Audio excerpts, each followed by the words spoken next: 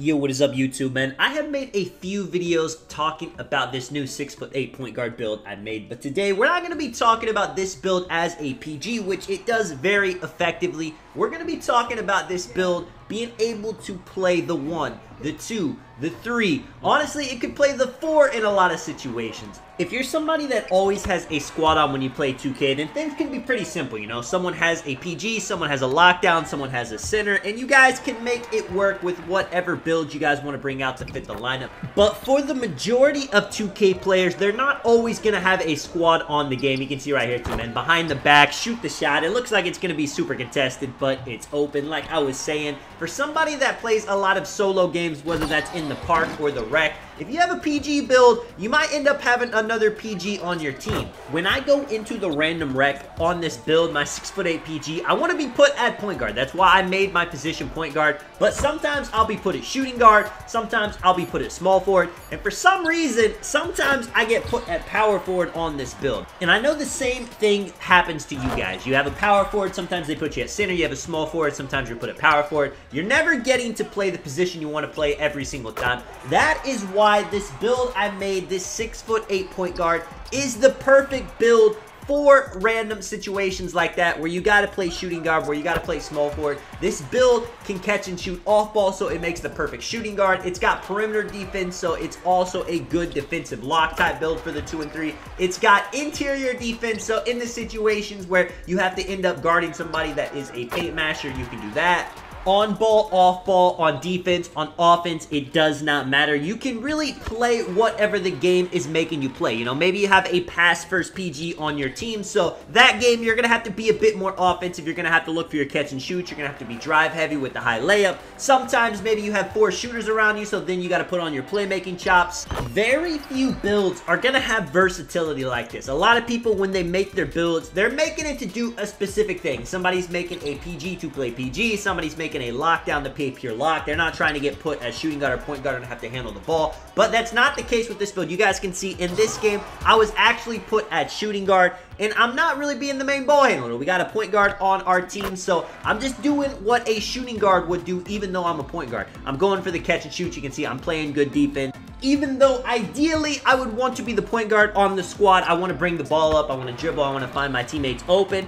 I can play off ball, and I'm fine doing it. You can see my point guard, he is a pass first PG, so it wouldn't make sense for me to be the point guard in this situation. If he's more of the passer, I gotta be more of the scorer. There's no reason for me to go down and take the ball out of his hands, because with a build like this, I can coexist. It's not hurting our team that we have people playing out of position. And in the random rec, you know, the other team a lot of the times is going to have people playing out of position as well. And that can really disrupt teams. That can really make it tough for teams to get W's whenever someone is forced to play a position they don't want to play. Their build is not equipped to play. That's not going to be the situation with this build. You can see 45 points, 5 assists, 4 steals. Now, a lot of the time, you know, if I'm playing PG, I'm going to have a lot more assists than that. Maybe my scoring is going to be less. But whenever 2K decides that, hey, you're playing shooting guard this game, you're playing small forward this game, you're not going to be the point guard, it's just what I have to roll with, and you have to be open to doing other things than just playing exactly how you want to play every single game.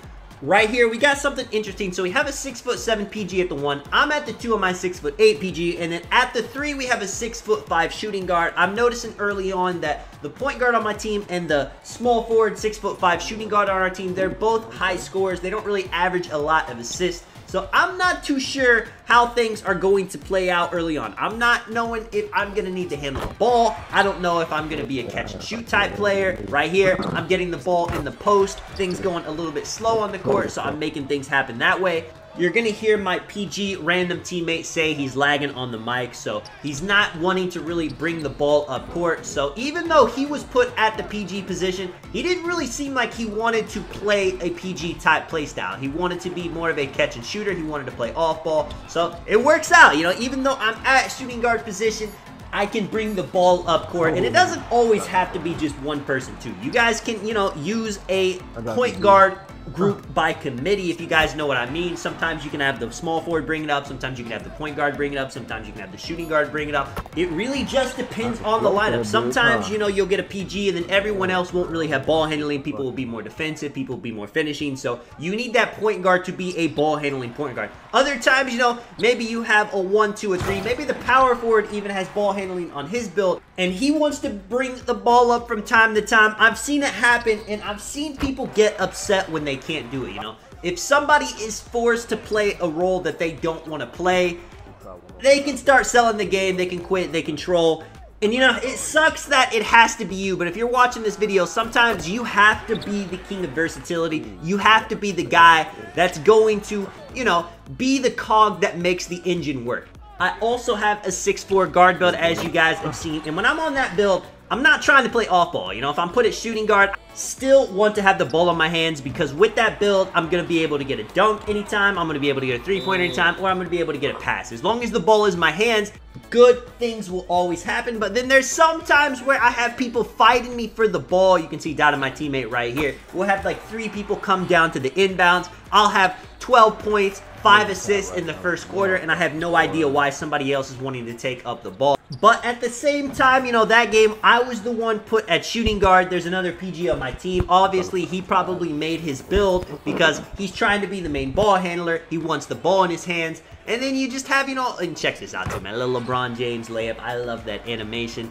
And it's just tough, man. I wish 2K did a better job of putting you at the right position, at least in Random Rec. You know, if you're playing Park, if you're playing the 3v3 No Squads Theater, maybe it's a little bit tougher to get everyone at their exact right positions. But in Random Rec, it's pretty easy. If somebody makes a point guard, put them at point guard. Someone makes a shooting guard, put them at shooting guard. But at the same time, you know, there's going to be a lot more point guards than there are shooting guards and small forward, which is just another reason to have a build like this. A versatile build, 6'8", good defense, good finishing, good shooting, good playmaking, that can handle the ball, that can catch and shoot, that can play defense. You see I'm going for blitzes right here. Early on, he dots me for the dunk, 28 points, 4 assists, 2 rebounds on this build. Mamba takeover, like I said. For this game, even though I was put at shooting guard, I was still being the main ball handler because my guy said he was lagging. Plus, he was more comfortable being an off-ball player. And if this was a situation where maybe I made like a 2A sharp build with high defense and high shooting, I didn't have ball handling, and we end up running into this lineup where the PG doesn't like handling the ball, it could have been tough. But because, you know, it worked out the way it worked out this game, everything ends up being just fine, and we blow this team out. Let me know if you guys enjoyed the video, man. If you guys do want to drop a like and subscribe, of course, I do appreciate it a ton.